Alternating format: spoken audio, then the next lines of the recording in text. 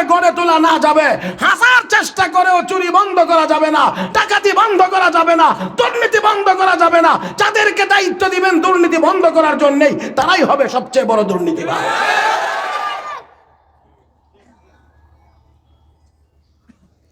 হযরত ওমর ফারুক রাদিয়াল্লাহু তাআলা আনহু মসজিদে নববীর মিম্বরে দাঁড়ান খুতবা দেওয়ার জন্য। জুমার দিন জামা সেলাই করা, নতুন সেলাই করা না মিয়া, সিরা ভরার কারণে সেলাই করা, তালি দেওয়া। একদিন দেখা গেছে সুন্দর নতুন জামা গায়ে দিয়ে দাঁড়াইছেন মিম্বরে খুতবা দেওয়ার জন্য। এমনি মুসল্লি একজন মাঝখান থেকে দাঁড়ায় কই, ইয়া ওমর লা তাখতুব, আমার খুতবা বন্ধ, আগে জামার কৈফিয়ত দিয়ে এলো। এত সুন্দর পাঞ্জাবি পাইছেন কই? আপনারা মনে মাঠে নাই আছেন? হ্যাঁ, কারে কর? হযরত ওমরকে। হযরত ওমর যে রাস্তা দিয়া যান, মিস্টার ইবলিসও এই রাস্তা দিয়া হয় না, মিস্টার ইবলিসও এই রাস্তা দিয়া। হযরত ওমর যে রাস্তা দিয়ে হাঁটেন, শয়তান যায় না। যে ওমর মসজিদে নববীর মিম্বরে দাঁড়িয়ে হুঙ্কার দিলে রোম সাম্রাজ্য, পারস্য সাম্রাজ্য থরথর করে কাঁপে, সেই হযরত ওমরকে মিম্বরে রেখে একজন মুসল্লি কই, ইয়া ওমর লা তাখতুব, খুতবা বন্ধ, আগে পাঞ্জাবির কৈফিয়ত চাই। গণতন্ত্র খুঁজেন না? গণতন্ত্র, গণতন্ত্র যদি কোনো কিছু থেকে থাকে তো গণতন্ত্র তো ওইটার নাম। যে রাষ্ট্রপ্রধানকে জিজ্ঞেস করা যায় আপনি পাঞ্জাবি কোথায় পাইছেন, হিসাব দেন, এটার নাম গণতন্ত্র হতে পারে। আর আমরা যেটা গণতন্ত্র বলে, মাশাআল্লাহ, এটার মধ্যে কি আছে না আছে আমার ছোট মুখে এত বড় কথা বলা যায় না, কারণ আমরার মতো দুর্বল চোখের পাওয়ার ওই দেখি এটার মধ্যে ভুলের আর ত্রুটির অভাব নেই। এই যে গণতন্ত্র নামে যে লাড্ডুটা আমরা খাওয়াইতে আছে, এটার ভিতরে যে কি পরিমাণ কি ভুল আছে এটা আমরা ছোট চোখেই ধরা পড়ে। আর যাদের চোখের পাওয়ার বেশি এদের তো অভাবই নেই। যাই হোক মোহতারাম হাজরিন, আব্রাহাম লিঙ্কনের গণতন্ত্র যদি 49টা হাতি একটা হাতিরে ভোট দেয়, কথা বুঝছেন, 49টা হাতি একটা হাতিরে ভোট দিছে, আর 51টা ছাগলে একটা ছাগলরে ভোট দিছে, আব্রাহাম লিঙ্কনের গণতন্ত্র ছাগল প্রধানমন্ত্রী।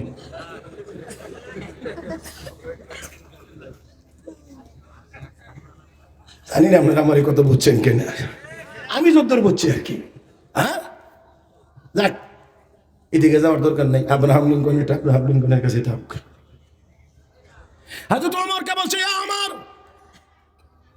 খুতবা বন্ধ, পাঞ্জাবি। আসল ঘটনা হলো, বিদেশ থেকে কাপড়ের টুকরা আসছে হাদিয়া, এক পিস করে, রাষ্ট্রীয় কর্মকর্তা কর্মচারীদের জন্য এক পিস। যে মুসল্লি দাঁড়াইছেন সেই মুসল্লির ছেলেও একজন রাষ্ট্রীয় কর্মকর্তা, কিন্তু সাইজ একটু লম্বা হওয়ার কারণে এই কাপড়ের টুকরা দিয়ে ওনার জামা হয় না। আর আমিরুল মুমিনিন হযরত ওমর ছিলেন আরেকটু লম্বা, ওই কারণে ওই কাপড়, এই জন্য মুসল্লি দাঁড়ায় কয়, আমার ছেলে এক পিস কাপড় পাইলো, ওর জামাটা হয় না, আপনি তো আমার ছেলের চেয়ে আরেকটু লম্বা, তো আপনার জামা কেমন করে হইলো? নিশ্চয়ই আরেকটা বেশি নিছেন।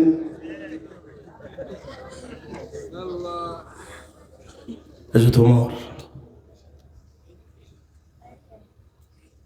বললেন, ঠিক আছে, আপনার প্রশ্ন সঠিক, তবে উত্তর আমি দেব না, উত্তর আমি দেব না, আমার ছেলে আব্দুল্লাহ দিবে।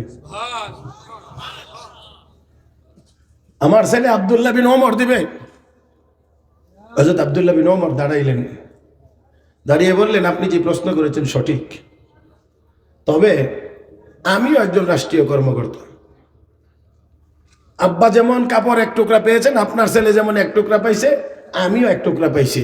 তবে আব্বার গায়ের জামাটা অবস্থা একটু বেশি খারাপ, আর এক টুকরা কাপড় দিয়ে আব্বার জামা তৈরি হয় না। আমার পাওয়া যে কাপড়ের টুকরাটা, এটাও আব্বাকে হাদিয়া দিয়েছি, ওই দুইটা মিলাইয়া বাবার জন্য জামাটা তৈরি করা হয়েছে।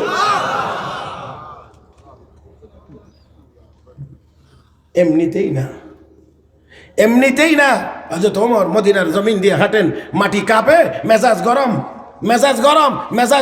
কেন গরম? এই মদিনার জমিনে বিশ্ব নবী শুয়ে আছেন, এই জমিনের পেটে বিশ্ব নবী শুয়ে আছেন। আপনারা একটা কথা মনে রাখতে হবে, আমরা যে জমিনের উপরে এখন আছি, উপরে এটা হলো জাহরুল আরদ, জমিনের পিঠ। আলহামদুলিল্লাহ নাহমাদুহু ওয়া নাস্তাঈনুহু ওয়া নাস্তাগফিরুহু ওয়া নু'মিনু বিহি ونؤمن به ونتوكل عليه ونعوذ بالله ونعوذ بالله من شرور أنفسنا ومن سيئات أعمالنا من يهده الله فلا مضل له ومن يضلله فلا هادي له ونشهد أن لا إله إلا الله وحده لا شريك له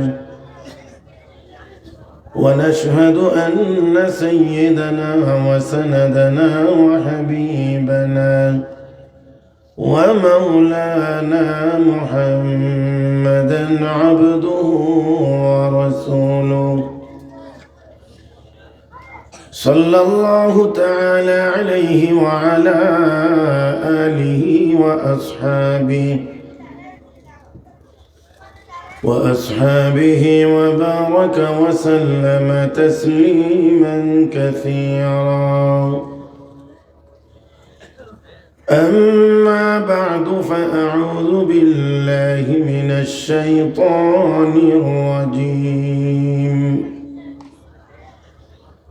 بسم الله الرحمن الرحيم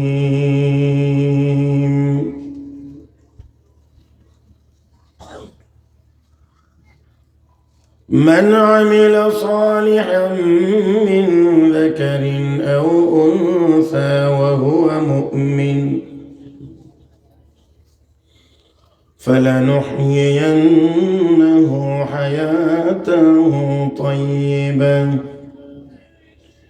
ولنجزينهم أجرهم بأحسن ما كانوا يعملون صدق الله مولانا العظيم وصدق رسوله النبي الأمي الكريم ونحن على ذلك لمن الشاهدين والشاكرين والحمد لله رب العالمين محبة الشتى شبه درود إبراهيم پڑھی اللهم صل على محمد وعلى آل محمد كما صليت على إبراهيم وعلى آل إبراهيم إنك حميد مجيد اللهم بارك على محمد وعلى آل محمد كما باركت على إبراهيم وعلى آل إبراهيم إنك حميد مجيد জামিয়া ইসলামিয়া দারুল উলুম মোহাম্মদিয়া মাদ্রাসা উদ্যোগে আয়োজিত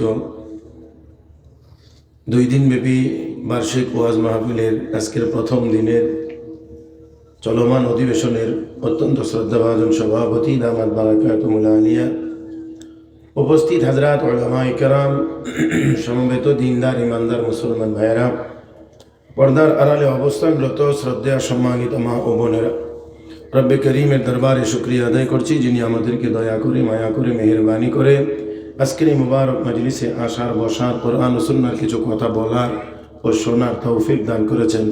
মহব্বতের সাথে সবাই উচ্চ আওয়াজে পড়ি আলহামদুলিল্লাহ। যারা মাহফিলে আসতে পেরেছেন, বসতে পেরেছেন, এ পর্যন্ত দেশ বরেণ্য বুজুর্গানে দ্বীন হযরত উলামায়ে কেরামের জবান থেকে গুরুত্বপূর্ণ নসিহত শুনতে পেরেছেন, তাতে আপনারা বেজার না খুশি? সবাই খুশি না? যারা সামনে আছেন তারা খুশি, পিছনে যারা আছেন সবাই। নবীকে সবাই মহব্বত করেন? কয়েকজনে বলছে নবীকে সবাই মহব্বত করেন ইনশাআল্লাহ। শয়তানরাও তো কিছু কিছু, হ্যাঁ, আবারও বলছি নবীকে সবাই মহব্বত করেন, শয়তানরাও কিছু কিছু। যদি না হয়ে থাকে শয়তানরে মহব্বত করেন না, নবীকে মহব্বত করেন, তাহলে সর্বোচ্চ 30 সেকেন্ড সময় দিলাম, বসাটা ঠিক করেন। এখন দেখি কোনটা হ্যাঁ আর কোনটা না। মহব্বত কার সাথে? সময় সর্বোচ্চ 30 সেকেন্ড, এর ভিতরে ঠিক হইতে হবে ইনশাআল্লাহ। দেখি তো একটু একটু ভালো করে নড়াচড়া দেন না, একটু একটু নড়াচড়া দেন। নবীকে তো মহব্বত করেন, শয়তানকে মহব্বত করেন না। মাশাআল্লাহ। অনেক ওলামা একরাম বুজুর্গান এদিন বসা আছেন, তবে এই চেয়ারটা খালি থাকলে কেমন জানি ভালো লাগে না। এটাতে না না সরাইবার কথা বলছি না, খালি থাকতো না, একজন বসতেন। আমি সরানোর কথা বলছি না, এখানে যাকে মুনাসিব মনে হয় একজনকে বসাইলে আমার মনে হয় বরকত হবে। যে হয়েছে 30 সেকেন্ডের ভিতরে কি হয়েছে, কাজ হয়েছে মাশাআল্লাহ। সবাই একটু সোজা হন, একটু সোজা হন, সোজা সোজা, বাঁকা না সোজা। এবার আমার দিকে একটু তাকান, আমার দিকে তাকাইলে মোটামুটি স্টেজে যত ওলামা একরাম আছেন সবাইরই আপনারা দেখতে পারবেন। এমন না যে একেবারে শুধু আমারই দেখবেন, সবাইকেই দেখতে পারবেন, বাকি আমার দিক। এটা উদ্দেশ্য হলো মনোযোগটা ঠিক করা। ভলিউমটা আবার কি করতেছ, হইলে তো একটু ভালো আছিল, কারামতি করো না বেশি। আমার দিকে তাকানোর কথা বলার উদ্দেশ্য হলো মনোযোগটা ঠিক করা। কারণ আমরা ওয়াজ মাহফিলে বসে বসেও এদিক ওদিক দৌড়াদৌড়ি করি, অনেক হিসাব কিতাব করি। কারণ সেই অভিজ্ঞতা আমার আছে। বয়ানের ভিতরে জিজ্ঞেস করছি দুজখে যাইতে কে কে রাজি, 3 জনে হাত তুলছে। হ্যাঁ, কোথায় যাইতে রাজি? কথা কয় না। দুজখে যাইতে রাজি, আপনারা কি রাজি? না, আওয়াজটা একসাথে হয় না, সমান হয় না। কেউ কেউ রাজি আছে এখনো। দুজখে যাইতে কেউ রাজি? জাহান্নামে আমরা কেউ যাইতে চাই না। জাহান্নাম কোনো ভালো জায়গার নাম না। মাশাআল্লাহ। আমার সাথে একটু কথা বলতেই হবে, কারণ হযরত মাওলানা মুফতি আব্দুল বাতেন কাসেমি দামাত বারাকাতুহু অনেক বড় আলেম দিন, বড় বুজুর্গ মানুষ। এই জন্য একটু কম কইলেও মনে হয় চলছে আর কি। না আমি এত বড় আলেমও না, আমলও নাই, এই জন্য আমার সাথে একটু কথা বলতে হবে। পারবেন? গুনার কোনো কথা হবে না, সওয়াবের কথা হবে। তাহলে তো একটু জোরে বলতে পারবেন। তাহলে মহব্বতের সাথে সওয়াবের আশা নিয়ে আল্লাহর সন্তুষ্টি কামনা করে সবাই বলি সুবহানাল্লাহ, আলহামদুলিল্লাহ, লা ইলাহা ইল্লাল্লাহ, আল্লাহু আকবার। এত মানুষের আল্লাহু আকবার আওয়াজ এত ছোট হলে হবে না। শয়তান অন্তত পক্ষে 10 কিলোমিটার এরিয়ার ভিতরে যেন দাঁড়াইবার সুযোগ না পায়। তাহলে এই ঠিকটাও তো ঠিক হইছে না। তাহলে আল্লাহু আকবার কেমন করে ঠিক হবে? আবারও বলছি, 10 কিলোমিটার এরিয়ার ভিতরে শয়তানকে ঢুকতে দেওয়া হবে না। তাহলে এবার ওই অনুপাতে বলেন দেখি আল্লাহু আকবার। তাহলে এবারে আসেন, আমি আপনাদেরকে যেই কথাটা শুরু করছিলাম বা বলছিলাম, জাহান্নাম কোনো ভালো জায়গার নাম না, আমরা কেউ যাইতেও চাই না। কি জাহান্নাম কোনো ভালো জায়গার নাম?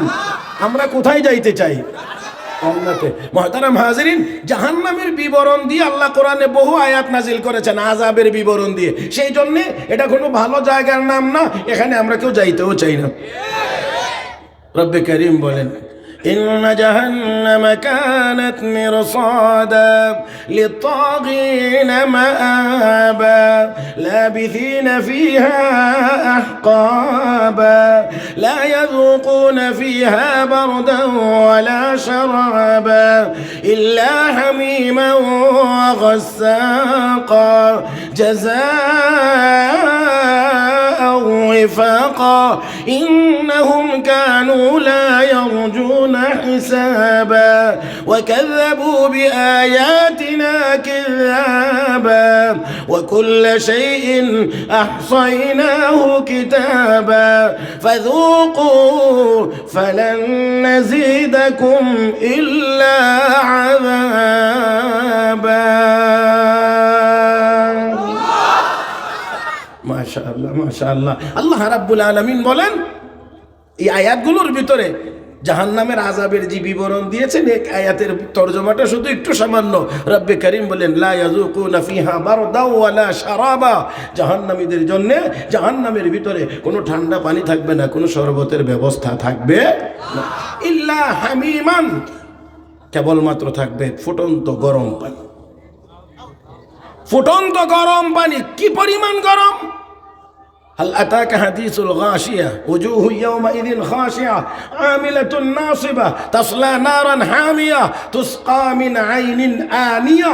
এই তুসকা মিন আইনিন আনিয়ার এই আয়াতের ব্যাখ্যা করতে গিয়ে ইমামুল মুফাসসিরিন আল্লামা ইমাম কুরতুবী রাহমাতুল্লাহি আলাইহি লেখেন, জাহান্নামীদেরকে যে গরম পানিটা দেওয়া হবে এটা এতটাই গরম হবে, ওইখান থেকে এক ফোঁটা পানি এনে যদি দুনিয়ার সবচেয়ে বড় পর্বতের চূড়ায় ছেড়ে দেওয়া হয়, এক ফোঁটা পানির তাপ পর্বত সহ্য করতে পারবে না, গলে পানি হয়ে যাবে। আমি এবার আপনাদেরকে জিজ্ঞেস করি, ওই গরম পানিটা কি আমরা সইতে পারবো? আওয়াজ করে বলেন না, আমরা সইতে পারবো? তাহলে কি এমন জাহান্নামে আমরা কেউ যাইতে চাই? আমি তো এই জন্য বলি, জাহান্নামে ইমানদার যাবে না, জাহান্নামে মুমিন যাবে না, জাহান্নামে ইমানদাররা যাবে না, যাবে তো কাফের বেঈমানরা যাবে। জাহান্নামে যাবে তো আমেরিকার বুশে যাবে, কথা কয় না, রাশিয়ার পুতিন যাবে, চায়নার শি জিনপিং যাবে। আমার ভাইয়েরা, জাহান্নামে যাবে তো ইন্ডিয়ার নরেন্দ্র মোদী যাবে। আল্লাহ আমাদেরকে হেফাজত করুন। কথা বুঝতে অসুবিধা হয় না তো? কষ্ট হবে না তো? ইনশাআল্লাহ কয়েক মিনিট ইনশাআল্লাহ একটু আদান প্রদানে থাকতে হবে, একটু মুজাকারা হবে। এখানে ওলামায়ে কেরাম, অনেক বড় বড় ওলামায়ে কেরাম বসা, যারা আমাকে অনেকবার পড়াইতে পারবেন এমন যোগ্য ওলামায়ে কেরাম এখানে আছেন। তারপরেও ওনাদের সামনে একটু সবক শোনাই আর কি, একটু সবক শোনানো। মুহতারাম হাজরিন, আল্লাহ রাব্বুল আলামিন বলেন ওইখানে কোনো ঠান্ডা পানি নাই, শরবত নাই, আছে শুধুমাত্র ফুটন্ত গরম পানি। যেই গরম পানি আমরা চিন্তা করতে পারবো না এটা কি পরিমাণ গরম। আমাদের মেধা, আমাদের যোগ্যতা, আমাদের কল্পনা যত উপরে যাবে যে এত পরিমাণ গরম, জাহান্নামের পানি তার চেয়ে আরো বেশি গরম। এটা আমার আপনার ব্রেনে ধরবে না, বুঝে আসবে না। আল্লাহ যেন আমাদেরকে সেই জাহান্নাম থেকে হেফাজত করে। আয়াত তেলাওয়াত করেছি সূরাতুন নাহলের ৯৭ নম্বর আয়াত। আয়াতকে সামনে রেখে আপনাদের খেদমতে কয়েকটি কথা বলতে চাই। এই আয়াতের ভিতরে আল্লাহ রাব্বুল আলামিন যা বলেছেন সেই কথাটা বোঝানোর জন্য একেবারেই দু একটি কথা আমাদের স্মরণ রাখা দরকার। বর্তমান দুনিয়ায় আমাদের টাকার অভাব নাই, বাড়ির অভাব নাই, গাড়ির অভাব নাই, রাস্তাঘাটের অভাব নাই, ব্রিজ কালভার্টের অভাব নাই, যন্ত্রপাতির অভাব নাই, বিমান কামানের অভাব নাই। এক কথাই বলতে গেলে দুনিয়ার আসবাবের কোনো অভাব নাই। কিন্তু একটা জিনিসের বড় মারাত্মক অভাব, সেটা হলো এত কিছু থাকার পরেও শান্তির যথেষ্ট অভাব। কিসের অভাব? শান্তির অভাব। বিশাল অট্টালিকা বানাইছে টাকা পয়সা কামাই করে, বৈধ আর অবৈধ চিন্তা নেই।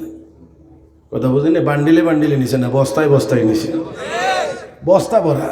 আগে তো জানতাম বস্তা বইরা ঘাস নে, বস্তা বইরা ধান নে, বস্তা বইরা চাউল নে, এখন শুনি বস্তা বইরা টাকাও নে।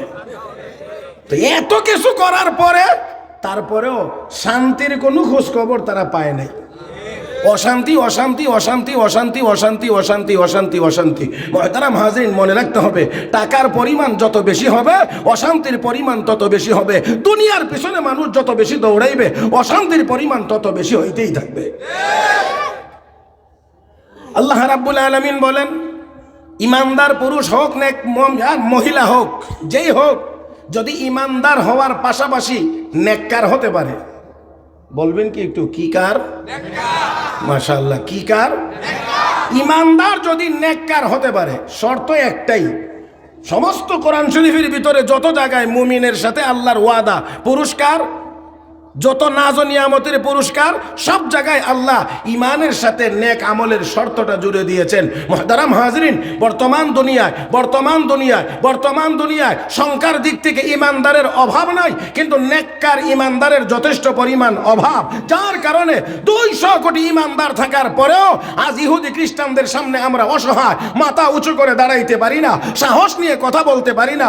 হে মুসলমান, আমি এই জন্য সবসময় বলি, হযরত শাহজালাল মুজাররদ ইয়ামানি আল্লাহু আকবার আওয়াজে গরগোবিন্দের দালান ভেঙে যাইতে পারে। 200 কোটি মুসলমান শাহজালালি ঈমান নিয়ে আমরাও যদি আল্লাহু আকবার বলতে পারতাম, জারজ রাষ্ট্র ইসরায়েলের নাম নিশানা পৃথিবীর মানচিত্রে থাকতে পারে না।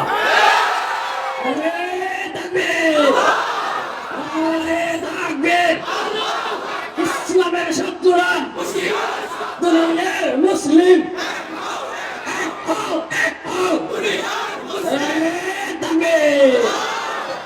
আমার ভাইয়েরা, যতটা বলিষ্ঠ আওয়াজে নারায়ে তাকবীর হয়েছে, এতটা বলিষ্ঠ আওয়াজে আল্লাহু আকবার হয় নাই। কারণ আমার মনে হয় এখান থেকে এখানের আওয়াজটা বেশি বড় হওয়ার কথা ছিল, কিন্তু সবাই মিলেও দেখা গেছে উনার স্পিড হয় নাই। কেন হয় নাই তা জানি না, তবে হয় নাই, এটাই বাস্তবতা। আমি চাই আজকে আপনারা একটু আল্লাহু আকবার, আল্লাহর দেওয়া এই কণ্ঠটা, আল্লাহর দেওয়া গায়ের শক্তিটা, কথা বলার যোগ্যতাটা আমার আল্লাহর দেওয়া। রব্বে করিম কো আলাম নাজআল লাহু আইনাইন ওয়া লিসানা ওয়া শাফাতাইন। বান্দা, চোখ দুইটা কি আমি দেই নাই? ঠোঁট দুইটা কি আমি দেই নাই? জিহ্বাটা কি আমি দেই নাই? আওয়াজ করে বলেন, কে দিয়েছেন? আল্লাহ। আল্লাহর নামটা বলবেন আর একটু আস্তে বলবেন, তাই না? আর একটু আস্তে বলবেন, তাই না? তাহলে জোরে বলতে পারবেন তো ইনশাআল্লাহ? সবাই পারবেন? তাহলে আবার হোক দেখি, পারেননি?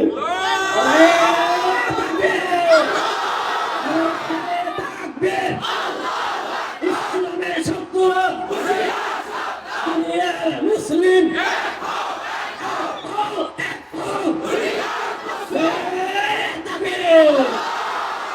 মাশাআল্লাহ। এবারের আওয়াজে বোঝা যায় এই বাংলাদেশে মুসলমান এখনো জিন্দা আছে। আমার ভাইয়েরা, এই দেশে মুসলমান, এটা তো মুসলমানের দেশ। যেই দেশে শতকরা 94% মানুষ মুসলমান, যেই দেশে 5 লাখের মতো মসজিদ, হাজার হাজার মাদ্রাসা, লক্ষ লক্ষ উলামায়ে কেরাম। আমার ভাইয়েরা, যেই জমিনে হাজার হাজার ওলি আউলিয়া শুয়ে আছে, এই জমিনে কোরআন বিরোধী কোনো চক্রান্তকারীদের জায়গা হতে পারে না।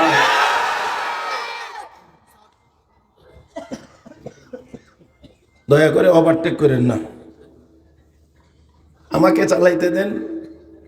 যদি আল্লাহ মুখ দিয়ে বের করে দেন, কোনো কথা হতে পারে। বাকি বিনয়ের সাথে বলছি, দোয়া চাই। মুহতারাম হাজরিন, আজকের দুনিয়াতে আমাদের অভাব একটাই, সেটা হলো নেক আমলের অভাব। আল্লাহ রাব্বুল আলামিন যত জায়গায় বলেছেন, সব জায়গাতে রব্বে কারীম ঈমানের সাথে নেক আমলের কথা বলেছেন। নাকি ভুল বলছি? দেখেন, আমি 2 জায়গা থেকে 2টা আয়াত আপনাদেরকে শোনাই, দুনিয়ার ক্ষেত্রেও আখিরাতের পুরস্কারের ক্ষেত্রেও। আল্লাহ রাব্বুল আলামিন বলেন, وبشر الذين آمنوا وعملوا الصالحات أن لهم جنات تجري من تحتها الأنهار كلما رزقوا منها من ثمرة رزقا قالوا هذا الذي رزقنا من قبل وأتوا به متشابها ولهم فيها أزواج مطهرة وهم فيها খালিদুন। আল্লাহ রাব্বুল আলামিন বলেন, হাবিব, যারা ঈমানদার নেককার তাদেরকে জান্নাতের সুসংবাদ দেন। আর একটু মহব্বতে, যারা ঈমানদার নেককার তাদেরকে এমন জান্নাতের সুসংবাদ দেন যেই জান্নাতের তলদেশে নহরগুলো প্রবাহমান। অন্য আয়াতে আল্লাহ রাব্বুল আলামিন বলেন, ওয়াদাল্লাহুল্লাযীনা আমানু মিনকুম ওয়া আমিলুস সালিহাত লা ইস্তাখলিফান্নাহুম ফিল আরদ কামা ইস্তাখলাফাল্লাযীনা মিন ক্বাবলিহিম ওয়া লা ইউমাক্কিনান্না লাহুম দীনাহুমুল্লাযী ইরতাদা লাহুম ওয়া লা ইউবাদদিলান্নাহুম মিন بعد خوفهم أمنا يعبدونني لا يشركون بي شيئا ومن كفر بعد ذلك فأولئك هم الفاسقون। আল্লাহ রাব্বুল আলামিন বলেন, যারা ঈমানদার হওয়ার সাথে সাথে নেককার, এমন ঈমানদারদের সাথে আমার 3টা ওয়াদা। 1 নম্বর ওয়াদা হলো, এই পৃথিবীর শাসন ক্ষমতা আমি আল্লাহ ঈমানদারদেরকে দান করব। 2 নম্বর ওয়াদা, ইসলাম ধর্মকে আমি আল্লাহ প্রতিষ্ঠিত করে দেব। 3 নম্বর ওয়াদা, সারা দুনিয়ার সকল কাফের বেঈমানদের জুলুম নির্যাতনের হাত থেকে আমি আল্লাহ নেককার ঈমানদারদেরকে নিরাপত্তা দান করব। ও ভাইয়েরা, নিরাপত্তা কে দিবেন? বলেন আওয়াজ করে, আমার আপনার নিরাপত্তা কে দিবেন? আল্লাহ রাব্বুল আলামিন যদি নিরাপত্তা দেন, সারা দুনিয়ার কাফের বেঈমান মিলেও, সকল শক্তি মিলেও তার নিরাপত্তা নষ্ট করতে পারে না। আমার আল্লাহ যদি নিরাপত্তা না দেন, হাজারো চেষ্টা করেও, নিজেদের লোক জায়গায় জায়গায় সিটিং দিয়েও 45 মিনিট সময়ও পাওয়া যায় না।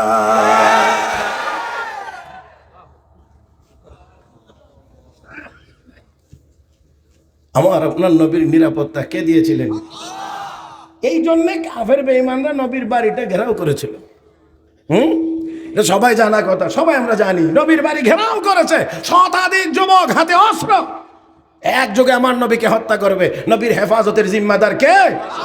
ইয়া আইয়ুহার রাসূল বাল্লিগ মা উনজিলা ইলাইকা মির রাব্বিক ওয়া ইন লাম তাফআল ফামা বাল্লাগতা রিসালাতা ওয়াল্লাহু ইয়াসিমুকা মিনান নাস ওয়াল্লাহু ইয়াসিমুকা মিনান নাস। হাবিব, টেনশনের কোনো কারণ নাই, দায়িত্ব পালন করেন। হেফাজত আপনাকে করবেন আপনার আল্লাহ। আমি আল্লাহ হেফাজত করব। এই জন্য আমার আপনার নবীর উপরে যা কিছুই হয়েছে, আমার নবীকে কেউ হত্যা করতে পারে নাই। মুহতারাম হাজিরিন, কোরআনের হেফাজতের জিম্মাদার আল্লাহ। এই জন্য সারা দুনিয়ার চক্রান্তকারী আর ষড়যন্ত্রকারীরা ষড়যন্ত্র করে কোরআনকে দুনিয়া থেকে উৎখাত করতে পারে নাই, আজকেও পারে নাই, কখনোই পারবে না। উৎখাত করার চিন্তা যারা করেছে, লক্ষ্য করলে আপনারা দেখতে পাবেন 1000-এর বেশি মাদ্রাসার বিরুদ্ধে উল্টা সিধা রিপোর্ট দুদকে জমা দিয়েছে। এমন ব্যক্তিদেরকে আমার আল্লাহ এই দুনিয়ার জীবনে আমাদের চোখের সামনে কলাপাতার বিছানায় রাতের অন্ধকারে শোয়ায় রাখছে।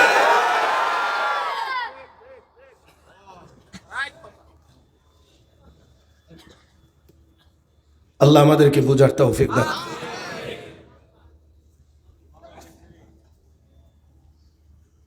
তো আমার নবীর বাড়ি ঘেরাও করছে। আল্লাহ নবীর আল্লাহ আজকেই আপনার হিজরতের সময়।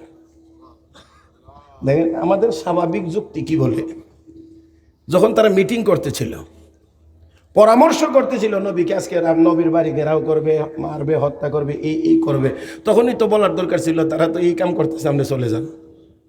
আল্লাহ কই না, এটা হইলে তো আমার কুদরতের কলঙ্ক হয়।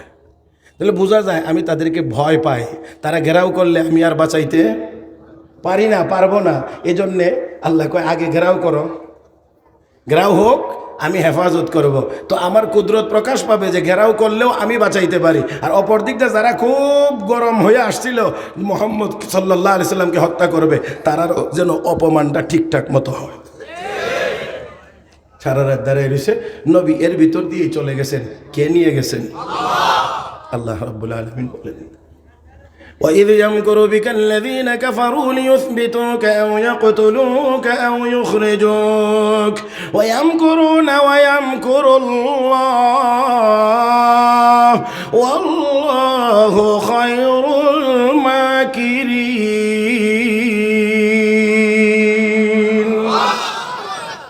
হাবিব, আপনার ব্যাপারে তারা ষড়যন্ত্র করছে, আর আমি আল্লাহ কৌশল অবলম্বন করেছি। আমার কৌশলের সামনে কারো ষড়যন্ত্র চলে?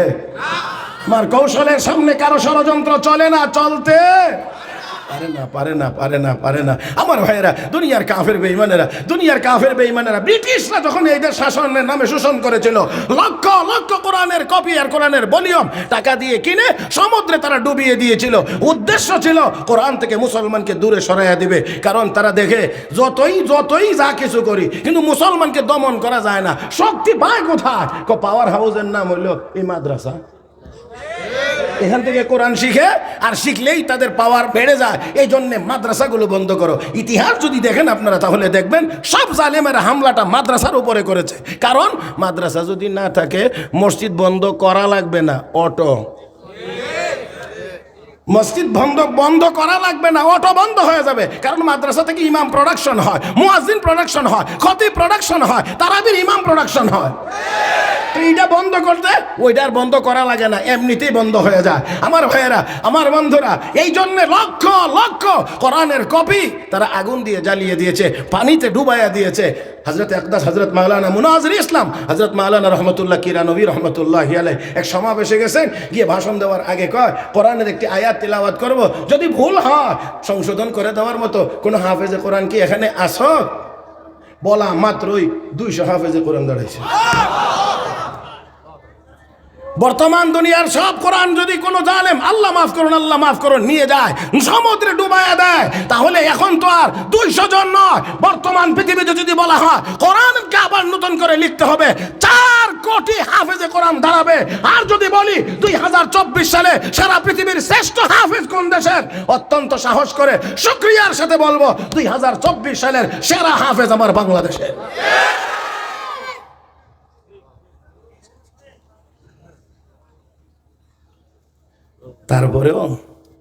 তারপরেও শকুনের কাম শকুনে করতেই থাকবে। তবে আমাদের গ্রাম্য ভাষায় একটা কথা বলে, শকুনের দোয়ায় গরু মরে না। যদি মরতো তাহলে আপনার আর গরুর গোশত কিনা খাওয়া লাগতো না, কারণ সব তারাই দোয়া করে মেরে খেয়ে ফেলতো। হ্যাঁ, এই জন্য মনে রাখতে হবে, মোল্লা মৌলবীরা সবাই একটু কিলাইতে মজা হয়। কিল বুঝেন, কিলাইতে মজা হয়, কারণ হচ্ছে মোল্লা মৌলবীরা হচ্ছে বালিশের মতো, বালিশে কিল দিতে খুব মজা লাগে, কথা বলছেন না? কিন্তু এরা যদি কই ওয়ালে মার তো দিবে না, কথা বলছেন না? নরম আরাম পাওয়া যায়। তবে একটা কথা হলো, অনেক নরম জিনিস লাস্টিং করে বেশি, অনেক নরম জিনিস লাস্টিং করে বেশি, শক্ত জিনিস ভেঙে যায়। এর একেবারে উৎকৃষ্ট উদাহরণ হলো জিহ্বা নরম, দাঁত শক্ত। দাঁত জালেম, জিহ্বা মাজলুম। দাঁত মানে কি বলতে কোনো অসুবিধা আছে নাকি? আরে দাঁত জালেম, জিহ্বা মাজলুম, সুযোগ পাইলেই দাঁতে। কিন্তু এই দাঁতে যখন আবার বিপদে পড়ে তখন আর জিহ্বাকে বলতে হয় না হেল্প মি, আমাকে একটু হেল্প করো, এটা বলতে হয় না, জিহ্বা অটো ঠেলে উপকার করে। কিন্তু এরপরে ওই নিমক হারাম দাঁত কতক্ষণ পরে গিয়া আবার কেস করে ওঠে। ঠিক এমনই অনেকে করে আলেম ওলামাদের সাথে। তবে তারপরেও মনে রাখতে হবে, জালেমরা ওই দাঁতের মতো ভেঙ্গে পড়ে যায়। জিহ্বা নিয়ে মানুষ কবরে যায়, দাঁত নিয়ে সবাই কবরে যাইতে পারে না। দাঁত ঝরে পড়ে, জিহ্বা মুখের ভিতরে থাকে, শক্তরা দুনিয়া থেকে বিদায় হয়ে যায়। নরম ওলামায়ে কেরাম এখনো আছে, কিয়ামত পর্যন্তই থাকবে।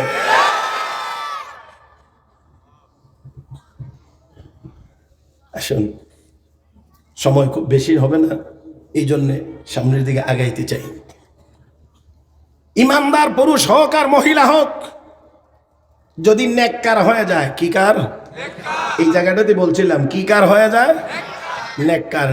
নেককার আল্লাহ রাব্বুল আলামিন বলেন পুরস্কার দেব 2টা, দুনিয়াতে একটা, আখিরাতে একটা। দুনিয়ার পুরস্কারটা আমি আল্লাহ তাকে পবিত্র জীবন তথা শান্তিময় জীবন দান করব। কি জীবন? আল্লাহ রাব্বুল আলামিন বলেন, মান আমিলা সালিহাম মিন যাকারিন আও উনসা ওয়া হুয়া মুমিন ফালানুহয়িয়ান্নাহু হায়াতান তাইয়্যিবা। আল্লাহ রাব্বুল আলামিন বলেন, ইমানদার পুরুষ হও আর মহিলা হও, ঈমান আনার পরে যদি নেককার হয়ে যাইতে পারো, আমি আল্লাহ ঘোষণা দিলাম পবিত্র জীবন, শান্তিময় জীবন দান করব। ও মুসলমান, খেয়াল করে কয়েকটি কথা বুঝতে হবে। ইমানদার নেককার যদি সাথে আবার অনেক টাকার মালিক হয়, সহজে আমরা বুঝি এই লোকটা বড় আরামে আছে। ইমানদার নেককার, আবার টাকা পয়সা আছে, এই লোকটা শান্তিতে আছে, সবাই আমরা সহজে বুঝি। কিন্তু যদি একজন ইমানদার নেককার হয়, আর ইমানদার নেককার হওয়ার পরে যদি টাকা পয়সার মালিক না হয়, ওই লোকটা কেমন করে শান্তিময় জীবন লাভ করবে? আল্লামা কাজী সানাউল্লাহ পানিপতি রহমাতুল্লাহি আলাইহি তিনি তার তাফসীরের কিতাবে লিখেছেন, তাফসীরে মাজহারির ভিতরে, আল্লাহ রাব্বুল আলামিনের ইবাদত যদি কোনো আল্লাহর বান্দা বান্দি করে, টাকা পয়সার মালিক যদি নাও হয়, আল্লাহ তাকে কিছু গুণাবলী দান করেন। এর মধ্যে একটি গুণ হলো কানাত, অল্প তুষ্টির গুণ। আল্লাহ তার কলবের ভিতরেই গুণ দান করেন, যার ফলে অল্প তুষ্টির গুণ থাকার কারণে সামান্য পাইলেই সন্তুষ্ট হয়ে যায়। এই জন্যে তার কলবের ভিতরে সে শান্তি অনুভব করে। আমার ভাইয়েরা, কোন মানুষের মধ্যে যদি ওই কানাতের গুণ না আসে, সামান্য পাইলে যদি সন্তুষ্ট হওয়ার গুণ অর্জিত না হয়, দুইটা পৃথিবী স্বর্ণ দিয়ে ভরে দিলেও আল্লাহর নবী বলেন লাবতাগা সালিসান, তাহলে 3 নাম্বার আরেকটা তালাশ করবে। আমার ভাইয়েরা, এই জন্য দেখবেন দুনিয়াতে বহু মানুষ অনেক আইটেম দিয়ে খাওয়ার পরেও কয় ঠিক মতো হয় নাই, এটা ভালো হয়েছে না, এটা মরিচ হয়েছে না, ওইটাতে লবণ হয়েছে না, তৃপ্তি নাই, কোনো রকমের তৃপ্তি পায় না। আর অনেক আল্লাহর বান্দা বান্দি আছেন, 2টা রুটি 1 গ্লাস পানি পান করে শুকরিয়া আদায় করে আলহামদুলিল্লাহ আল্লাহ তুমি খাওয়াইছো। আমার ভাইরা, আমার বন্ধুরা, এজন্য আসুন, অনেক খাওয়ার পরেও কোনো তৃপ্তি আরাম, অনেক খাওয়ার পরেও নাই, আবার অল্পের ভিতরেও আরাম। অপর দিক থেকে মুফাসসিরিন কেরাম লেখেন আল্লাহর ইবাদতের ভিতরে এত মজা, ওই মজাটা যদি কোনো মানুষ পেয়ে যায়, তাহলে দুনিয়ার আর কোনো মজা তার কাছে মজা লাগে না। কারণ আল্লাহর ইবাদতের চাইতে বেশি মজা দুনিয়ার আর কোনো জায়গাতে। আমার বন্ধুরা, আর একটু আওয়াজ করে বলবেন, আল্লাহর ইবাদতের চাইতে আর বেশি মজা দুনিয়ার কোথাও? এই জন্য লক্ষ্য করে দেখেন ইব্রাহিম ইবনে আদহাম বলখি রহমতুল্লাহি আলাইহি, ইব্রাহিম ইবনে আদহাম বলখি রহমতুল্লাহি আলাইহি বাদশা ছিলেন, রাজত্ব ছেড়ে দিয়েছিলেন শুধু মালিকরে পাওয়ার জন্য। আওয়াজ করে বলবেন সেই মালিকের কি নাম? আল্লাহকে পাওয়ার জন্য রাজত্ব ছেড়ে দিলেন, আর স্বাভাবিক জীবনে তিনি ফিরে আসলেন না। আমার ভাইয়েরা, বায়াত হইলেন গে খাজা ফুজাইল ইবনে আয়াজ রাহমাতুল্লাহি আলাইহির কাছে সবক নিলেন, আদায় করতে লাগলেন, আর বাড়িতে ফিরেন না, শুধু মালিকরে পাওয়ার জন্য বলেন লা ইলাহা ইল্লাল্লাহ, লা ইলাহা ইল্লাল্লাহ। আমার ভাইয়েরা, এই আল্লাহর বান্দা আর ফিরে আসলেন না। ওনার মন্ত্রিসভার সদস্যবৃন্দ ওনাকে একবার খুঁজে বের করার জন্য, হালত জানার জন্য, দেখার জন্য বের হইলেন। গিয়ে দেখেন ইব্রাহিম ইবনে আদহাম দাজলা নদীর কিনারায় বসে বসে নিজের হাতে সুই সুতা দিয়ে শীত নিবারণের জন্য কাঁথা সেলাইতে আছে, খেতা সেলাই। ইব্রাহিম, এই নিয়ে আপনার অবস্থা, সিংহাসন ছেড়ে দিলেন, রাজত্ব ছেড়ে দিলেন, আজকে আপনার এই দুরবস্থা, নিজের হাতে সুই সুতা দিয়ে কাঁথা সেলাইতে হয়। আসেন, জলদি করে আসেন, আবার আপনি আপনার সিংহাসনে বসবেন, রাজত্ব চালাইবেন, আরাম আনন্দে থাকবেন। ইব্রাহিম ইবনে আদহাম বলখি বলেন না না না, এখন আমি আর ওই রাজত্বে ফিরে যেতে চাই না, যেখানে গিয়ে বসলে, যেই সিংহাসনে গিয়ে বসে হুকুম করলে কেউ মানে না, কেউ শোনে না, কেউ যদি প্রশংসা করে কেউ গালিও দেয়, কেউ যদি আদর করে কেউ তো আবার বদনামও করে। এই রাজত্বে আমি আর ফিরে যেতে চাই না। তাকায় দেখো আমার আল্লাহ এখন আমাকে কেমন রাজত্ব দান করেছেন। এই কথা বলেই উনি ওনার হাতের সুইটা নদীতে নিক্ষেপ করে দিয়েছেন। অতঃপর ডাক দিয়ে বলেন, রে নদীতে বসবাসকারী প্রাণীরা, আমার সুইটা তোমরা ফিরিয়ে দাও।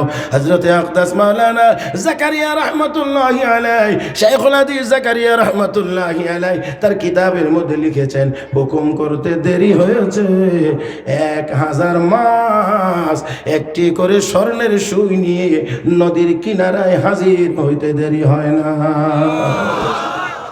আমার ভাইয়েরা, তিনি বলেন না না না, আমি স্বর্ণের সুই নিক্ষেপ করি নাই। আল্লাহু আকবার কান। 1000 মাস একটা করে স্বর্ণের সুই নিয়ে আসছে, আর উনি কন না না, আমি স্বর্ণের সুই।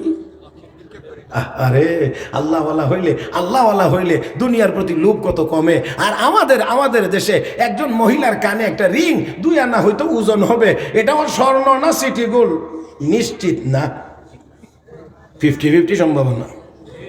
স্বর্ণও হতে পারে, নাও হতে পারে, তারপরেও এই 50-50 সম্ভাবনার উপরেই টান দিয়ে নিয়ে যায়, কানটাও ছিঁড়ে ফেলে দেয়। এই হলো অবস্থা। আর 1000 মাস স্বর্ণের সুই নিয়ে আসছে, স্বর্ণের সুই। আমার ভাইয়েরা, মনে রাখতে হবে, যতক্ষণ পর্যন্ত মানুষকে নেক নেককার হিসেবে গড়ে তোলা না যাবে, হাজার চেষ্টা করেও চুরি বন্ধ করা যাবে না, ডাকাতি বন্ধ করা যাবে না, দুর্নীতি বন্ধ করা যাবে না। যাদেরকে দায়িত্ব দিবেন দুর্নীতি বন্ধ করার জন্যই, তারাই হবে সবচেয়ে বড় দুর্নীতিবাজ।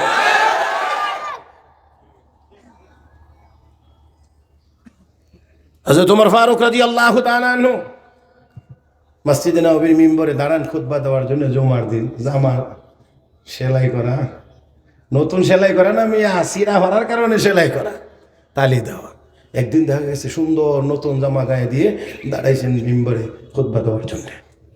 এমনি মুসল্লি একজন মাঝখান থেকে দাঁড়ায় কই, ইয়া ওমর লা তাখতুব, আমার খুতবা বন্ধ, আগে জামার কৈফিয়ত দিয়ে এলো। এত সুন্দর পাঞ্জাবি পাইছেন কই? আপনারা মনে মাঠে নাই আছেন? হ্যাঁ, কারে কর? হযরত ওমরকে। হযরত ওমর যে রাস্তা দিয়া যান, মিস্টার ইবলিসও এই রাস্তা দিয়া হয় না, মিস্টার ইবলিসও এই রাস্তা দিয়া। হযরত ওমর যে রাস্তা দিয়ে হাঁটেন, শয়তান যায় না। যে ওমর মসজিদে নববীর মিম্বরে দাঁড়িয়ে হুঙ্কার দিলে রোম সাম্রাজ্য, পারস্য সাম্রাজ্য থরথর করে কাঁপে, সেই হযরত ওমরকে মিম্বরে রেখে একজন মুসল্লি কই, ইয়া ওমর লা তাখতুব, খুতবা বন্ধ, আগে পাঞ্জাবির কৈফিয়ত চাই। গণতন্ত্র খোঁজেন না? গণতন্ত্র, গণতন্ত্র যদি কোনো কিছু থেকে থাকে তো গণতন্ত্র তো ওইটার নাম। যে রাষ্ট্রপ্রধানকে জিজ্ঞেস করা যায় আপনি পাঞ্জাবি কোথায় পাইছেন, হিসাব দেন, এটার নাম গণতন্ত্র হতে পারে। আর আমরা যেটা গণতন্ত্র বলে, মাশাআল্লাহ, এটার মধ্যে কি আছে না আছে আমার ছোট মুখে এত বড় কথা বলা যায় না, কারণ আমরার মতো দুর্বল চোখের পাওয়ার ওই দেখি এটার মধ্যে ভুলের আর ত্রুটির অভাব নেই। এই যে গণতন্ত্র নামে যে লাড্ডুটা আমরা খাওয়াইতে আছে, এটার ভিতরে যে কি পরিমাণ কি ভুল আছে এটা আমরা ছোট চোখেই ধরা পড়ে। আর যাদের চোখের পাওয়ার বেশি এদের তো অভাবই নেই। যাই হোক মোহতারাম হাজরিন, আব্রাহাম লিঙ্কনের গণতন্ত্র যদি 49টা হাতি একটা হাতিরে ভোট দেয়, কথা বুঝছেন, 49টা হাতি একটা হাতিরে ভোট দিছে, আর 51টা ছাগলে একটা ছাগলরে ভোট দিছে, আব্রাহাম লিঙ্কনের গণতন্ত্র ছাগল প্রধানমন্ত্রী।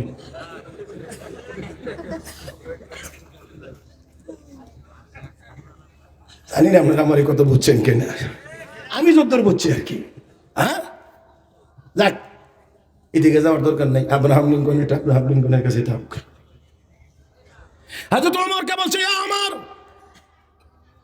খুতবা বন্ধ, পাঞ্জাবি। আসল ঘটনা হলো বিদেশ থেকে কাপড়ের টুকরা আসছে হাদিয়া, এক পিস করে, রাষ্ট্রীয় কর্মকর্তা কর্মচারীদের জন্য এক পিস। যেই মুসল্লি দাঁড়াইছেন সেই মুসল্লির ছেলেও একজন রাষ্ট্রীয় কর্মকর্তা, কিন্তু সাইজ একটু লম্বা হওয়ার কারণে এই কাপড়ের টুকরা দিয়ে ওনার জামা হয় না। আর আমিরুল মুমিনিন হযরত ওমর ছিলেন আরেকটু লম্বা,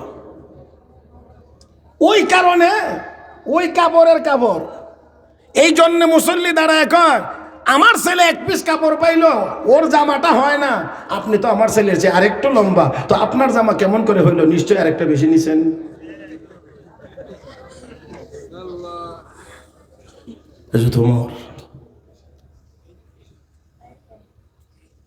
বললেন, ঠিক আছে, আপনার প্রশ্ন সঠিক, তবে উত্তর আমি দেব না।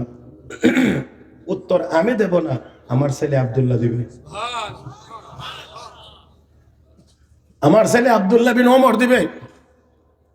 হযরত আব্দুল্লাহ বিন ওমর দাঁড়াইলেন, দাঁড়িয়ে বললেন, আপনি যে প্রশ্ন করেছেন সঠিক, তবে আমিও একজন রাষ্ট্রীয় কর্মকর্তা। আব্বা যেমন কাপড় এক টুকরা পেয়েছেন, আপনার ছেলে যেমন এক টুকরা পাইছে, আমিও এক টুকরা পাইছি। তবে আব্বার গায়ের জামাটা অবস্থা একটু বেশি খারাপ, আর এক টুকরা কাপড় দিয়ে আব্বার জামা তৈরি হয় না। আমার পাওয়া যে কাপড়ের টুকরাটা, এটাও আব্বাকে হাদিয়া দিয়েছি, ওই দুইটা মিলাইয়া বাবার জন্য জামাটা তৈরি করা হয়েছে। এমনিতেই না, এমনিতেই না। হযরত ওমর মদিনার জমিন দিয়ে হাঁটেন, মাটি কাঁপে, মেজাজ গরম, মেজাজ গরম, মেজাজ গরম। কেন গরম? এই মদিনার জমিনে বিশ্ব নবী শুয়ে আছেন, এই জমিনের পেটে বিশ্ব নবী শুয়ে আছেন। আপনারা একটা কথা মনে রাখতে হবে, আমরা যে জমিনের উপরে এখন আছি, উপরে এটা হলো জাহরুল আরদ, জমিনের পিঠ। মানুষ মারা যাওয়ার পরে যে কবরে দাফন করা হয়, এই কবর হলো বাতনুল আরদ, জমিনের পেট।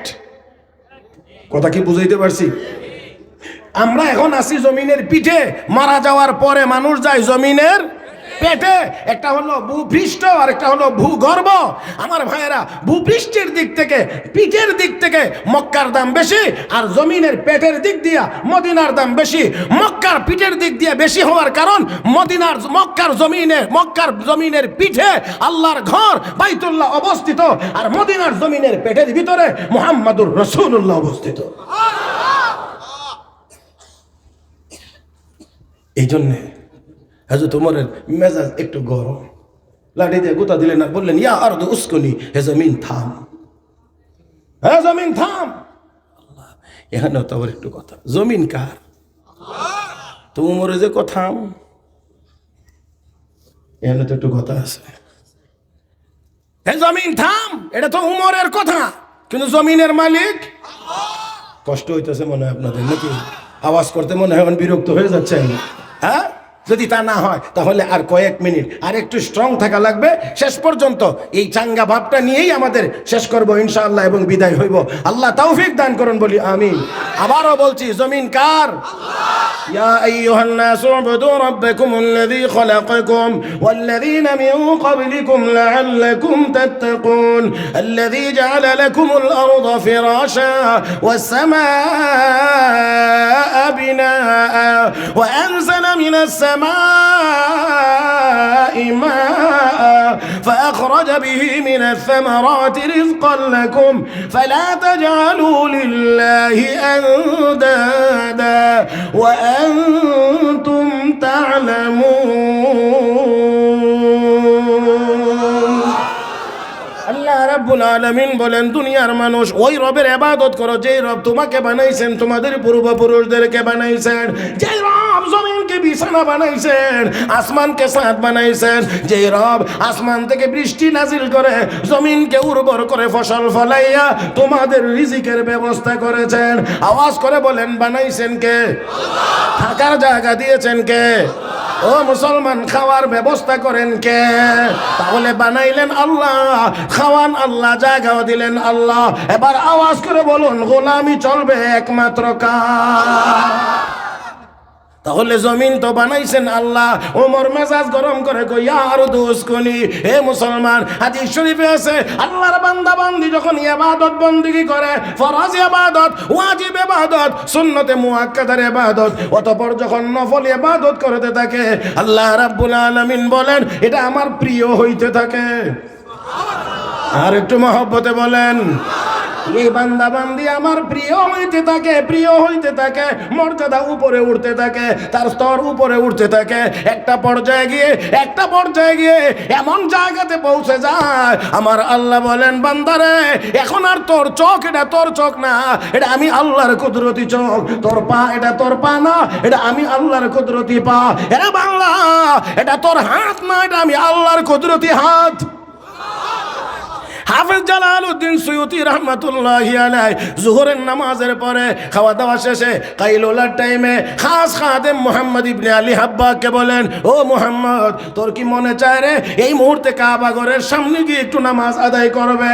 কাবা ঘরের সামনে যাবে, তোর কি একটু মনে চায়? জি হুজুর, অবশ্যই মনে চায়। ওযু করে রেডি হয়, ওযু করলেন, রেডি হইলেন, সব ঠিকঠাক। এবার উস্তাদ সামনে দাঁড়াইলেন, দাঁড়ায় আমার পিছনে দাঁড়া, ধর আমাকে, ধরলাম, চোখ বন্ধ করলাম। আমি নির্দেশ না দিলে চোখ খুলবে না, বলে ঠিক আছে খুলবো না। এবার হাঁটা শুরু করলেন। মুহাম্মদ ইবনে আলী হাব্বাক বলেন, 14টা কদম দেওয়ার পরে উস্তাদ বলেন চোখ খোল। খোলার পরে দেখতে পাইলাম দুজন বাইতুল্লাহর সামনে হাজির হয়ে গেছি।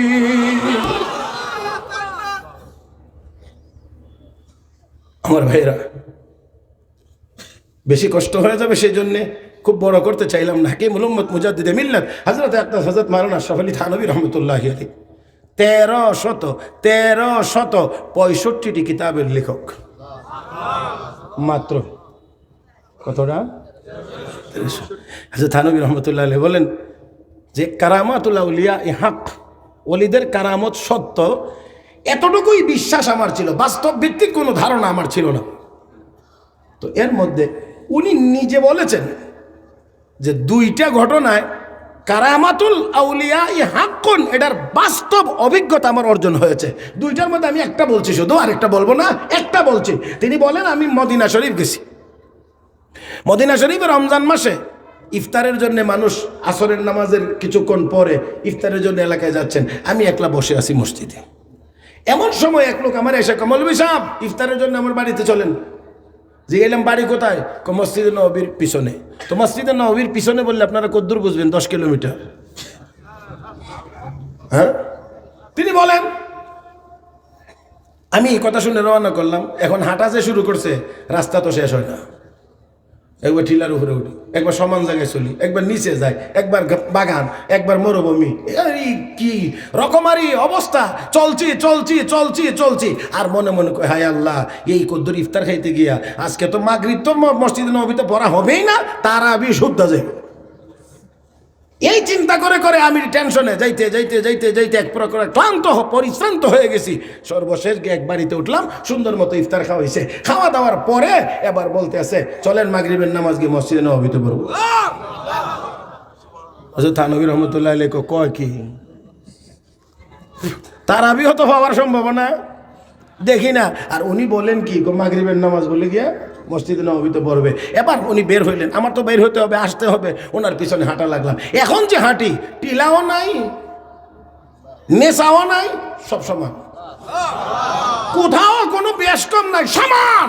মাত্র কয়েক মিনিট হাঁটার পরেই মসজিদে নববীতে হাজির। হাজির হওয়ার পরে দেখি কোনো মুসল্লি নাই, একজন জারোটারও দিতেছে। ভাবলাম সবাই নামাজ পড়ে চলে গেছে। গিয়ে জিগাইলাম, ভাই তারাবি হয়ে গেছে? এখন ওই খাদেমে আমার দিকে চোখ রাঙ্গায় বলেন কি, মানুষ ইফতার করতে গেছে, খাওয়া দাওয়া করে আসতেছে, আমি রেডি করতেছি, আইসা মাগরিবের জামাত হবে, আপনি এখন তারাবির নামাজ হয়েছে। হযরত থানভী রহমতুল্লাহ আলাইহি বলেন, मैं करामत समझ गया, আমি বুঝে ফেলেছি কারামত কোন জিনিসের। বলে এদের কারামত, এটা আবার সবার বুঝে আসবে না, কারণ সবার বুঝে আসার কথাও না। কথা কয় না হুজুর, ঠিক না? সবার বুঝে এটা আসার কথাও না, সবার বুঝে আসবে না। মুহতারাম হাজরিন, তো যাই হোক, আসুন বলছিলাম যে একটা পর্যায়ে গিয়ে এমন জায়গাতে বান্দা পৌঁছে যায়, তখন আল্লাহ কয়, তোর জবান এটা তোর না, এটা আমার। আল্লাহ এটা দুনিয়াতে বুঝবার জন্য এত বেশি বিজ্ঞানের দরকার হয় না, সহজেই বুঝে। একজন কর্মচারী মালিকের দোকানে কাজ করতে করতে করতে করতে এমন বিশ্বাস অর্জন করছে, এক পর্যায়ে মালিক করে, বাবা তুই তাইস, আমার বেশি আমন লাগতো না। অন্য কেউ কোনো কিছু বললে আমার কাছে আমন লাগতো না, ওই সুরত আলী যদি দেখে রাখে বুঝেলা তো সার। কথা কয় না, কথা কয় না। হে বললে আমার বলা, সে বুঝলেই আমার বোঝা। তো দুনিয়াতে যদি একজন কর্মচারী মালিকের আস্থার বিশ্বাস অর্জন করতে পারলে, তার সিগনেচারে যদি মালিকের সিগনেচার হয়, তাহলে কোন গোলাম যদি আল্লাহকে সন্তুষ্ট করতে পারে, জমিন জমিন জমিনকে ওই ব্যক্তি যদি বলে, এটা আমার আল্লাহ কয় বান্দা, তোর জবান তোর না, এটা আমার কুদরতি জবান। আজকে তোমার তো ওই তবকার। এই জন্য যখন বলছেন ইয়া আর দোষ করি, জমিন থাম, আমার আল্লাহ কয়, জমিন রে, এটা উমরের নির্দেশ না, এটা আমি আল্লাহর কুদরতি জবানের নির্দেশ। থেমে যা, থেমে যা। এই যে ভূমিকম্প বন্ধ হয়েছে ১৫০০ বছরের ভিতরে, মদিনাতে ভূমিকম্প হয় নাই, আর কোনোদিন হবে না।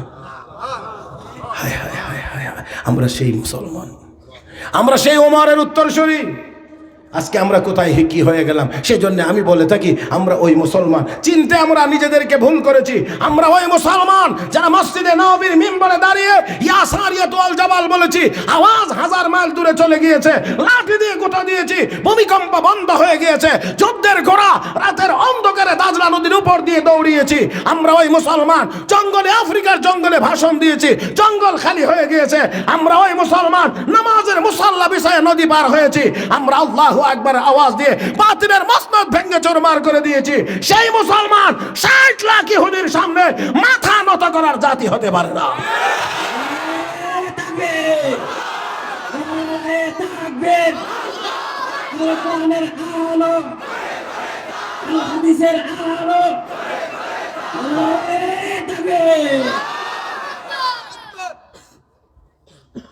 মুহতারাম হাজরিন, তাহলে আমাদের কি লাগবে না বলছিলাম, কি লাগবে মনে আছে কি আপনাদের?